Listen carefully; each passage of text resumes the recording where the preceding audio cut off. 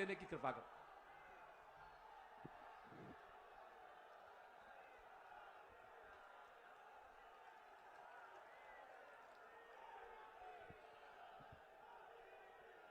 हर हर महादेव, हर हर महादेव,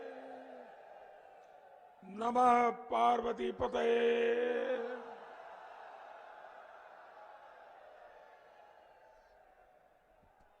आप सब काशीवासी लोगों के प्रणाम हो। ई बनारस पर हमें नाज हो। बनारसी लोगन के मेहनत और लगन पर भरोसा हो। जैसे आप 14 में पराक्रम देखौला, 17 और 19 में साथ देला, वैसे ही E22 भी फतह करवा।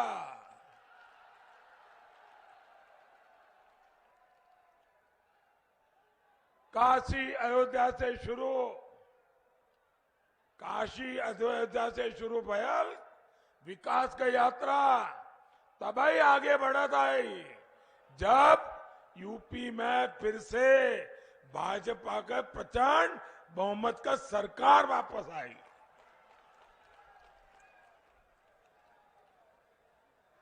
साथियों, सबसे पहले तो मैं हमारे संगठन के सभी प्रमुखों का धन्यवाद करता हूं। दो बातें जो मेरे दिल को छू गई। एक, इस सम्मेलन का हेतु आपने बुथ विजय सम्मेलन रखा है। बुथ विजय मैं समझता हूं यह बहुत बड़ा संदेश है। और दूसरा, मुझे मेरे प्राण प्रिय कार्यकर्ताओं के दर्शन का मौका दिया।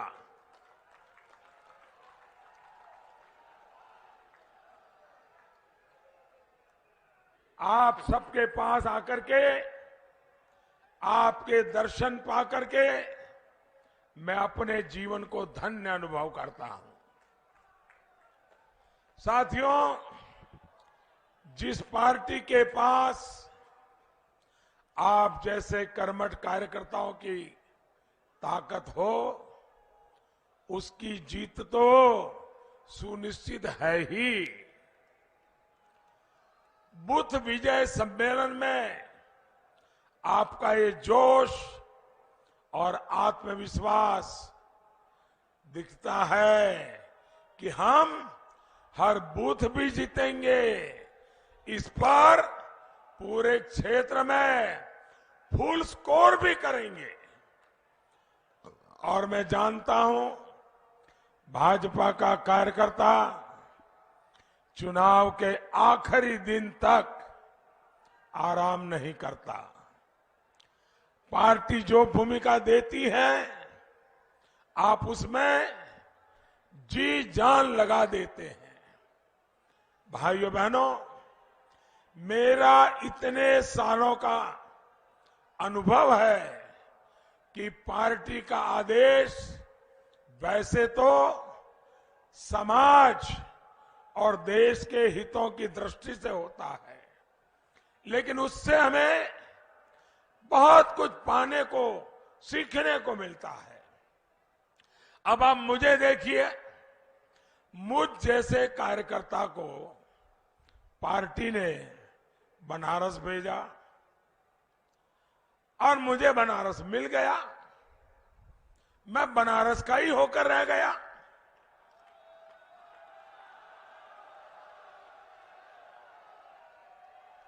काशी की सेवा का, महादेव और मां गंगा के चरणों में बैठने का ये जो पुण्य लाभ मुझे मिला है, ये पार्टी ने ही दिया है।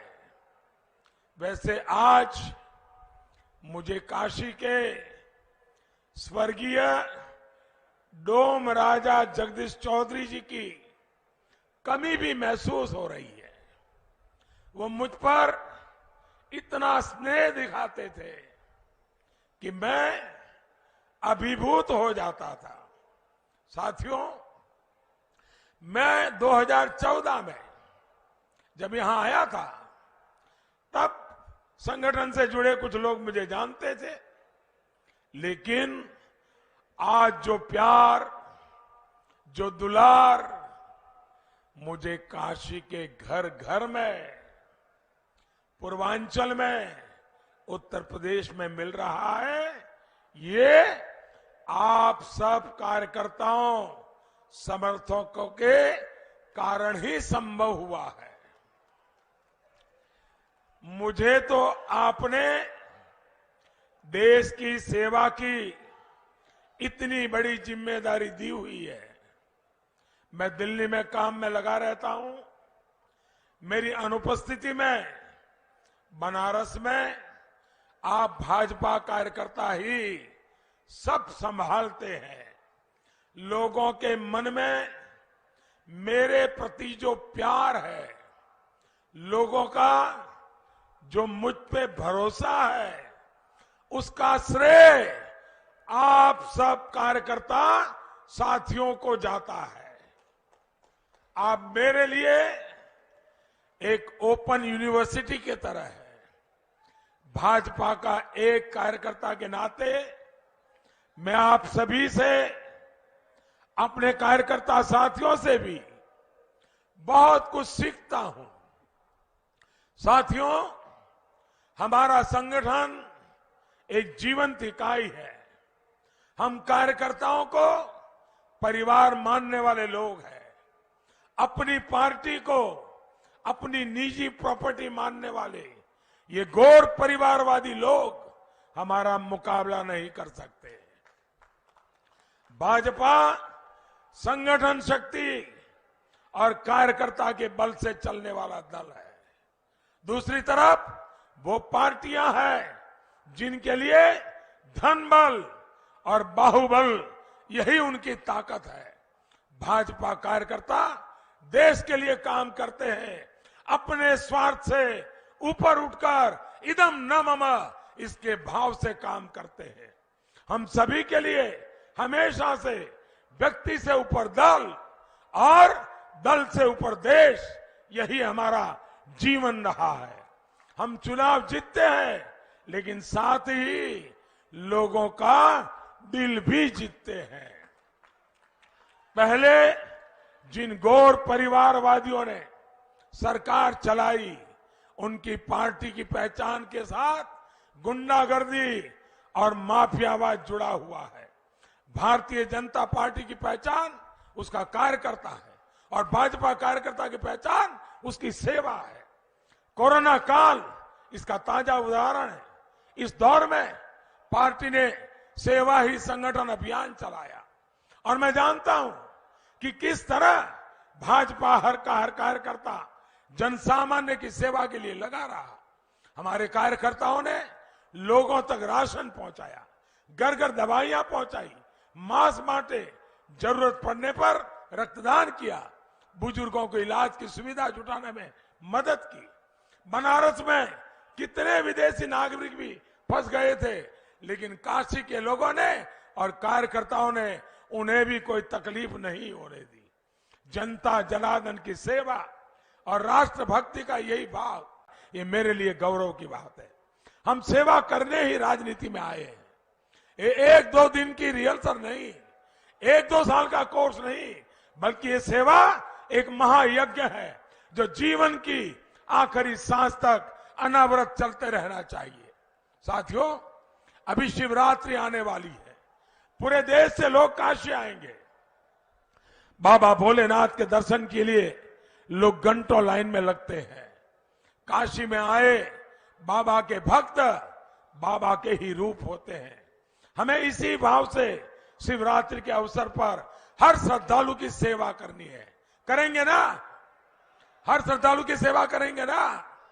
साथियों, काशी भारत की संस्कृति की प्राचीन राजधानी रही है, लेकिन पिछली सरकारों ने बनारस को विकास से वंचित रखकर यहां के लोगों को परेशानियों के गर्त में धकेलने की कोशिश की। इनका पाप इतना ही नहीं था, इन गौर परिवारवादियों ने यही धारणा बना रखी थी कि बनारस बदहाल रहा है, बनारस ऐसे ही बदहाल रहेगा। लेकिन महादेव के आशीर्वाद से आज बनारस बदल रहा है। आज काशी विश्वनाथ धाम काशी और देश की गरिमा के अनुरूप हमारी पहचान की भव्य झांकी बनकर खड़ा है। कितने समय बाद बाबा का धाम और मां गंगा फिर से एक बार जुड़े हैं। आज मां गंगा स्वच्छ हो रही है और गंगा के घाट भी स्वच्छ हुए हैं, उनमें नए पत्थर लगे हैं। मुझे खुशी होती है जब लोग ये कहते हैं कि एयरपोर्ट से शहर अब जल्दी पहुंच जाते हैं। लोग जब बहुत गौरव के साथ बनारस में हो रहे सुंदरीकरण के कार्यों की तस्वीरें सोशल मीडिया पर डालते हैं तो मुझे भी अच्छा लगता है। अब बनारस के पास नया हाईवे भी है, रिंग रोड भी है और रुद्राक्ष जैसे आधुनिक केंद्र भी है। भाइयों बहनों, जब ये गौर परिवारवादी सरकार में थे तो यूपी के विकास के लिए, गरीबों के लिए हम जो भी काम लेकर आते थे उसमें ये अड़ंगा लगा देते थे। लेकिन बीते 5 साल में डबल इंजन की सरकार ने यूपी के विकास की पूरी ईमानदारी से कोशिश की है। आज यूपी की जनता इस बात को समझ रही है, यूपी में हुए विकास कार्यों को देख रही है। लेकिन मैं चाहता हूं आप सभी भाजपा के कार्यकर्ता लोगों को इन कार्यों के बारे में निरंतर जागरूक करते रहें। स्वास्थ्य के क्षेत्र में हमने जो काम किया है वो यूपी में मेडिकल कॉलेजों की संख्या से पता चलता है। 2017 से पहले यूपी में प्राइवेट और सरकारी मिलाकर कुल 33 मेडिकल कॉलेज थी। आज यूपी में प्राइवेट और सरकारी मेडिकल कॉलेजों की संख्या 65 हो गई, करीब करीब डबल। ये है भाजपा सरकार के काम करने की रफ्तार। 2017 से पहले जो सरकार थी उसने अपने 5 साल में यूपी के शहरों में 40,000 से भी कम, पूरे उत्तर प्रदेश की बात बता रहा हूं, 40,000 से कम घर बनाए थे। जबकि भाजपा की सरकार ने अपने 5 साल में यूपी के शहरों में करीब करीब 10 लाख घर बनवाए हैं। आप मुझे बताइए, कोई मुकाबला है क्या इन दोनों के बीच में? और साथियों, जब तक इनकी सरकार थी इन्होंने गरीबों का मकान बनने से रोकने के लिए हर संभव कोशिश की थी। बनारस में इनकी सरकार के 5 सालों में 1,500 से भी कम घर बनवाए थे, 1,500 से कम। जब आपके एक वोट ने परिवारवादियों को इनके आलीशान महलों में भेज दिया, जब आपने भाजपा सरकार को प्रचंड बहुमत से जिताया तो स्थितियां बदलनी शुरू हुई। योगी जी की सरकार में बनारस में 24,000 से ज्यादा गरीब परिवारों को उनका पक्का घर मिला है। साथियों, हमारी भाजपा सरकार ने सौभाग्य योजना के तहत यूपी के करीब करीब 1 करोड़ घरों में बिजली का मुफ्त कनेक्शन दिया है। कोरोना का इस काल में भाजपा सरकार 15 करोड़ गरीबों को मुफ्त अनाज सुनिश्चित करा रही है। इसमें भी 9 करोड़ पिछड़ा वर्ग के हैं, 3 करोड़ दलित हैं और 3 करोड़ सामान्य वर्ग के हैं। यूपी के 2 करोड़ 60 लाख से ज्यादा किसानों को पीएम किसान सम्मान निधि का 43,000 करोड़ रुपए का सीधा पैसा उनके बैंक खाते में मिला है। मेरे कार्यकर्ता साथियों, गंगा जी की सफाई को लेकर जितना भाजपा सरकार ने किया है उतना पहले कभी नहीं किया गया। यूपी में करीब करीब 11,000 करोड़ रुपए की लागत से 53 परियोजनाओं पर काम हुआ है। यहां रामनगर में, रमना में सीवेज ट्रीटमेंट प्लांट काम शुरू करना हम शुरू कर चुके हैं। बनारस में गंगा जी में गिरने वाले 80 से ज्यादा नालों का पानी अब पहले ट्रीटमेंट के लिए जा रहा है। ऐसे अनगिनत काम जो मैं गिनाने लगूं तो शायद कई दिन निकल जाएंगे। मेरा आग्रह यही है कि आप सरकार के कार्यों को ज्यादा से ज्यादा लोगों तक पहुंचाते रहें। साथियों, आपके प्रयास देश की एक और मदद करेंगे। आपने इस बार लाल किले से सुना होगा, मैंने लाभार्थी योजना के सैचुरेशन की बात की है। सैचुरेशन का मेरा मतलब है जो हकदार है वो हकदार का 100% लाभ उस तक पहुंचना चाहिए। कोई 80-90 नहीं, 100%। 100% लाभार्थियों तक पहुंचने का मतलब होता है गरीब कल्याण के लाभ की योजनाओं से कोई छूटे नहीं। 100% लाभार्थियों तक पहुंचने का मतलब है समाज की आखिरी पंक्ति में जो आखिरी व्यक्ति खड़ा है उस तक सरकार खुद पहुंचकर उसे योजना का लाभ दे। और जब ऐसा होगा तो न तुष्टीकरण की कोई संभावना बचेगी और ही किसी भेदभाव की कोई संभावना बचेगी। इस काम में भाजपा के कार्यकर्ता की बहुत बड़ी भूमिका है। साथियों, हमारे लिए बनारस जैसे हर तीर्थ स्थल का विकास आस्था के साथ साथ अवसरों का विकास भी है। बनारस हो, अयोध्या हो, प्रयागराज हो, जब यहां विकास होता है तो अपने आप अपने साथ पर्यटन की अनेक संभावनाएं लाता है। इससे स्थानीय युवाओं को रोजगार मिलता है। लेकिन जो अपराध को उद्योग मानते हैं वो आस्था से जुड़े विकास कार्यों और उससे बनी जो नई संभावनाओं को भी वो हमेशा सांप्रदायिक चश्मे से देखते हैं। भाई और बहनों, काशी तो अविनाशी कही जाती है और काशी के लोग जब भी विश्वनाथ धाम परियोजना को लेकर गर्व का अनुभव कर रहे थे तो उस समय हमने एक और अनुभव किया। हम सभी ने देखा कि भारत की राजनीति में कुछ लोग किस हद तक नीचे गिर गए हैं। मैं किसी की व्यक्तिगत आलोचना करना पसंद नहीं करता और न ही किसी की आलोचना करना चाहता हूं, लेकिन जब सार्वजनिक रूप से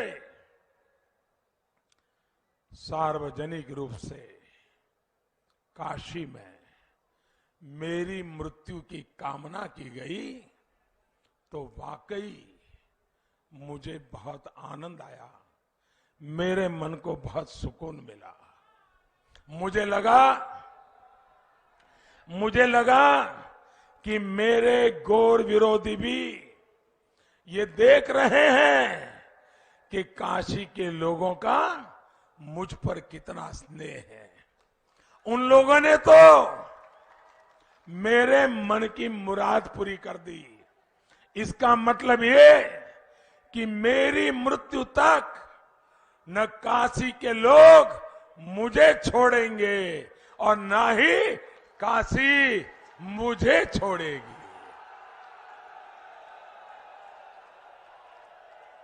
और मुझे विश्वास है काशी की सेवा करते करते अगर मेरी मृत्यु लिखी होगी तो इससे बड़ा जीवन का सौभाग्य क्या होगा। बाबा भोलेनाथ के भक्तों की सेवा करते करते अगर भक्तों की सेवा करते करते चला जाओ तो इससे बड़ा सुख क्या हो सकता है। साथियों, उन गौर परिवारवादियों को मालूम नहीं है ये जिंदा शहर बनारस है। ये बनारस मुक्ति के रास्ते खोलता है और अब बनारस विकास के जिस रास्ते पर चल पड़ा है वो देश के लिए गरीबी से मुक्ति के रास्ते भी खोलेगा, अपराध से मुक्ति के रास्ते खोलेगा। यही मार्ग परिवारवाद में जकड़े भारत के लोकतंत्र को भी मुक्ति का रास्ता दिखाएगा। साथियों, पिछली सरकारों में हालत यह हो गई थी कि बेखौफ अपराधी बाबा विश्वनाथ मंदिर से सोना काट करके ले गए थे। मंदिरों से मूर्तियां चोरी हो जाती थी। महादेव की काशी को भू माफियाओं, ड्रग्स माफियाओं के हवाले करके इसकी पवित्रता नष्ट करने की कोशिश हो रही थी। काशी में घाटों पर, मंदिरों पर बम विस्फोट होते थे। आतंकी बेखौफ थे, क्योंकि तब की समाजवादी सरकार उनके साथ थी। सरकार आतंकियों से खुलेआम मुकदमे वापस ले रही थी। लेकिन काशी कोतवाल बाबा काल भैरव के आगे इनकी चलने वाली थी क्या? त्रिशूल के आगे कोई माफिया, कोई आतंकी कभी टिक सकता है क्या? आज सब अपने ठिकाने पर है और कालजयी काशी देश को दिशा दे रही है। कुछ ही दिन पहले मां अन्नपूर्णा की प्रतिमा भी बनारस को आशीर्वाद देने फिर से स्थापित हो गई है। भाइयों बहनों, बाबा का आशीर्वाद लेकर हमें काशी की विकास यात्रा को अनवरत आगे बढ़ाने के लिए दिन रात मेहनत करनी है। बुद्ध विजय सम्मेलन से हमें संकल्प लेकर जाना है। हमें अपना बूथ हर हाल में जीतना है। जीतेंगे, जीतेंगे। मैं आपको कुछ और भी आग्रह कर रहा हूं, उसे जरूर याद रखिएगा। याद रखेंगे क्या? याद रखेंगे? सब पर्ची ठीक से बढ़ जाए, बस्ते बूथों तक पहुंच जाए, मतदान के लिए जागरण की व्यवस्था हो जाए, हर बूथ पर टोली बनाकर संपर्क हो जाए, कोई मतदाता न बचे जिस तक आप न पहुंचे, कोई दरवाजा ऐसा न हो जिसे न खटखटाए। हमें खुद भी संकल्प लेना है और मतदाताओं को भी दिलवाना है, पहले मतदान फिर जलपान। मेरे कार्यकर्ता भाइयों बहनों, आप मेरी एक मदद करेंगे? ऐसे नहीं, आवाज जोरदार चाहिए। मेरी मदद करेंगे? आप सब मेरी मदद करेंगे? पक्का करेंगे? देखिए, मैं अकेला हर काशी वासी के पास पहुंच नहीं सकता हूं, लेकिन क्या आप मेरी तरफ से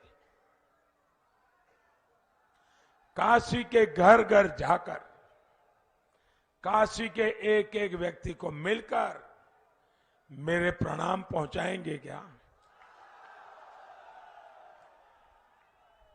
करेंगे? मेरे प्रणाम जरूर पहुंचाइए। उनको कहिए मोदी जी तो नहीं आ पाए, लेकिन मैं मोदी जी की तरफ से उनका प्रणाम आपको पहुंचाने आया हूं।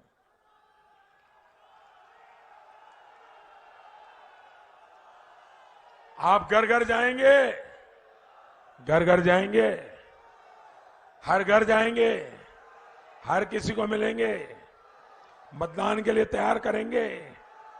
बोलो भारत माता की, भारत माता की। हर हर हर हर मा